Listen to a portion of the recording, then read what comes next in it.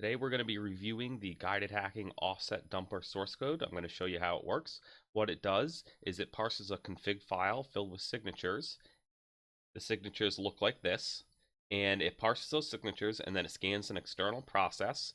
And once it finds them, it logs them and it dumps them all to a header file, which you can then use in your Visual Studio projects. Once your header file has been dumped, it looks like this. You can include this right in your project and then reference these offsets and netvar offsets very easily. But Rake, we already have HazeDumper. Why do we need your offset dumper? Well, the inspiration for this was that many people ask me, how does HazeDumper work, and how can I do that in my C code? And I can't just link them to the Rust code. It's too complicated for a beginner C programmer to read the Rust code and know what it's doing. So in order to solve that problem, I've created our own dumper. And the original inspiration for this was I wanted to make HazeDumper also dump cheat engine tables.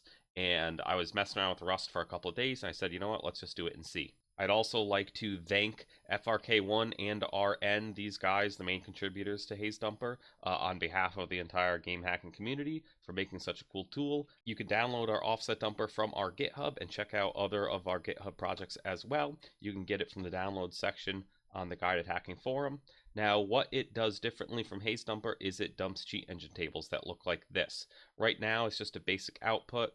And what it does is it adds all the offsets to the symbol names and then it adds them to a cheat table. So what you can then do is, using the cheat engine syntax, you can put in a line just like this, and that would give you this first line here that says health and gives you the 100 value. So instead of having to know offset numbers, you can just type it in like this and it works. So let's just show you the source code and show you what we got going on. So there's a couple different main portions of the code. There is the HazeDumper, which is basically just does signature dumping.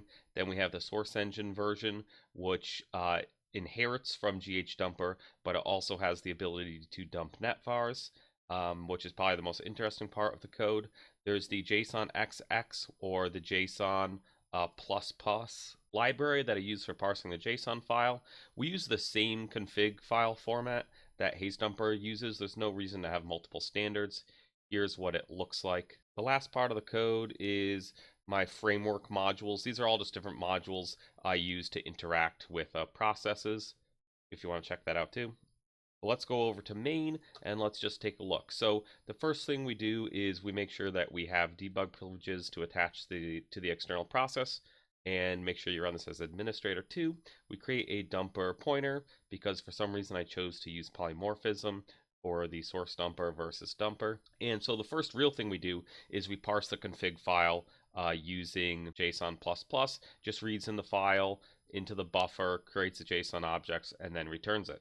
Then what we do is we want to find out, is this a source engine game or is this a different game? Because both HazeDumper and our dumper, they can both dump signatures and offsets for any game. As long as you define this config file, you can find in Cheat Engine a signature, and then you can define your own files, and then you can distribute these and other people can use them. But CSGO is like the #1 game that everyone does this for. I'm hoping in the future to make this for all source engine games. It will work with source engine games right now. It just needs a little configuration and editing. With version 1.0, it should work for any source engine game though.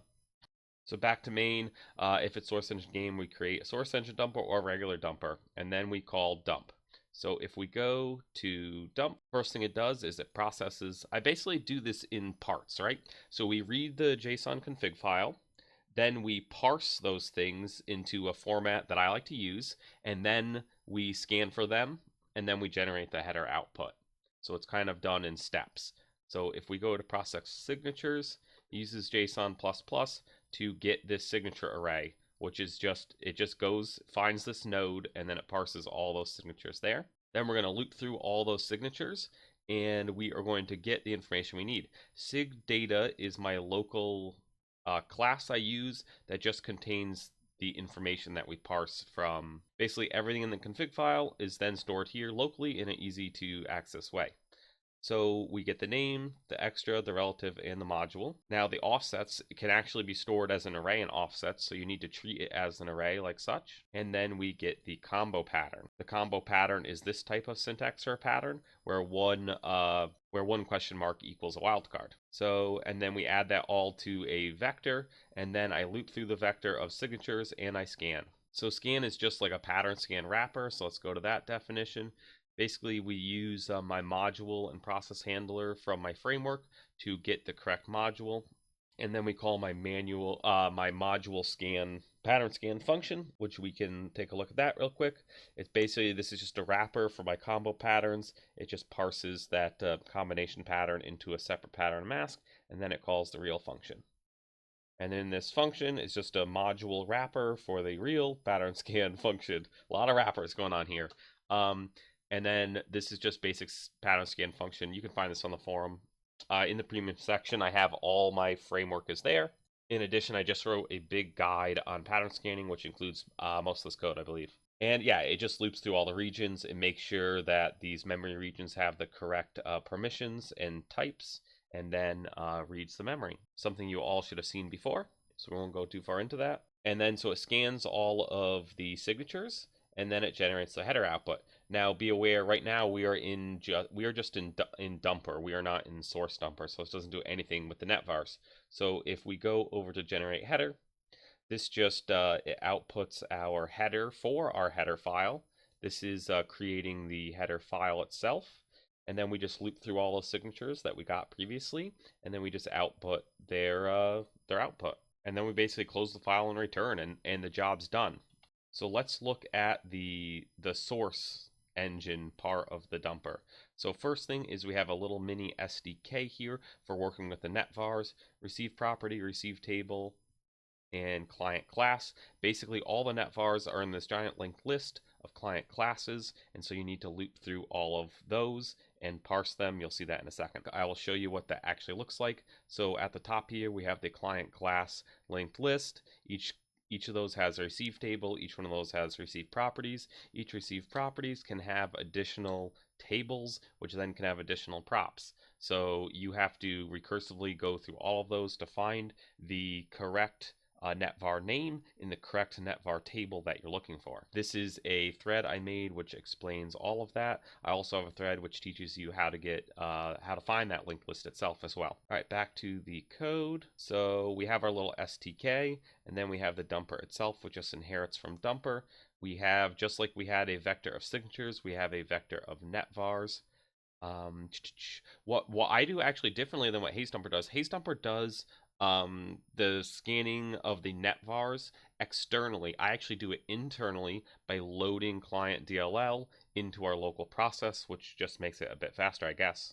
It was actually just easier, to be honest. So if we're doing a source engine game and the dumper calls dump, let's go see what that looks like. It processes the signatures. So this is just the inherited function. We don't have any overloaded function for that. And process netvars, we do need to look at. So just like before with the signatures, we're going to get all the netvars from the config file. Then we're going to loop through it. We're going to grab the things that we need: name, prop, table, and offset. Again, in the netvars, there is no array of offsets, so we only need to grab one offset, not multiple, and then we just add that to our netvar vector. Then what we do is we load client DLL. Basically what we're doing is we're going to find the module in the external process. We're going to get the file path, and then we are going to add that DLL directory. Basically, client panorama.dll, it requires it can't load because it needs to import another DLL. I think it's parsifal.dll. Basically, client panorama won't load unless it has access to this folder, and so that's what add DLL directory does. It basically dependency directory, and then we just call load library to load it into our local process. Now, we don't have to use read process memory to scan for netvars, so we can just reference it locally. Pretty cool, right? Then we need the linked list. This offset in HazeDumper is called DW get all classes addresses. we've already scanned for signatures, and now we're scanning for net vars. So we already have the signatures. So all this does is it just loops through the signatures and it grabs the result, which is the actual relative offset. And then for each net var in net vars, we get the offset, and we're calling get net var offset. We pass in the table name and the properties name or string and the address of the linked list. This code is going to look nice and easy, but it actually drove me insane. The current node in the linked list is currently going to point at the head of the linked list. Then we're going to loop through the through each node in the linked list, and this is how you loop through a linked list. If you just look right here, that's the best way to do it. Then we will do a string compare, and we'll look at the table name and compare it against the table name of the first received table in the current node. If that returns 0, then we know we have the right table, and we're going to look for our offset in that table. And that's why we call get offset here, passing in the net var we're looking for and the table name we're looking for, but we're going to search for it in only this table. Now, it has to be a recursive function. So the get offset recursive function we're calling, it will loop through the properties, and for each property that it finds, it's going to try to find the net var name in it. If it finds it in the first property, then great, let's return it. But each property also has a property table, and so this property table is actually of this type, the receive table. So you have to recursively go through this thing over and over again until you find it. So let's take a look at this real quick again. So we loop through each client class in the linked list, we get the receive table, and then we check the first properties, right, and see if we can find the offset there. If the table and the offset don't match, then we then go into each recursive receive table and do the whole process over again. So in the chance that it is found in a lower data table, we're just going to call if get offset again, and then if the offset is fine, we combine the offset with the property offset. Now, this is going to be kind of confusing. It certainly was for me. If you know how inherited classes work, like let's say you have a class called animal with 2 variables, and then you have a class which inherits it called dog with 2 variables. So if you want to get the offset of the second variable in dog, you need to offset past the first 3 offsets. The first 2 offsets in the animal class, and then the first one in the dog class. And so that's exactly the same thing we're doing right here. We're taking the offset from where their inherited class is and adding the offset from that. It's hard to explain. I wish I could visualize that for you, but I'm not going to. Too lazy. So that was probably the most interesting and most annoying part of making this dumper. So let's go back to where we were. So we got our signatures, we got our net vars, and now we need to generate header output. Just like with the regular dumper, the source dumper does basically the same thing, except it after it does signatures, it does the net vars. Same thing. And then we generate the cheat engine output, which is kind of the last thing I put together here. The cheat engine table output, I'll actually show you what that looks like. So this is what a cheat engine table looks like. If you just open it, it's just XML. And I don't know anything about XML, but I was able to figure this out. I'm basically just writing the headers. We're writing user-defined symbols, and then we loop through all the net vars and just make them. And if you look here, we got symbol entry, the name, and then the address. So those are easy. Making a full-featured, really nice cheat engine table is going to be much different. After we do these symbols, this is all shit code. I have to rewrite this whole thing. But we do the same thing for net vars, and then the last thing we do is we want to create cheat entry. So we created the symbol names, now we want to do the cheat entries, which are in the actual cheat table themselves. And so they need an ID number, a name, do you want to show them as hex, and then the hardest part is variable type. So for this to show up correctly, I need to define the correct variable type.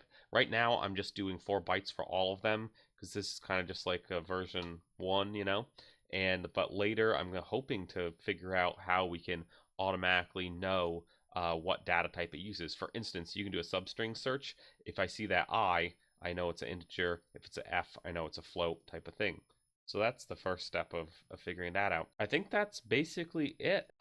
This is just writing that file to disk. That's really it.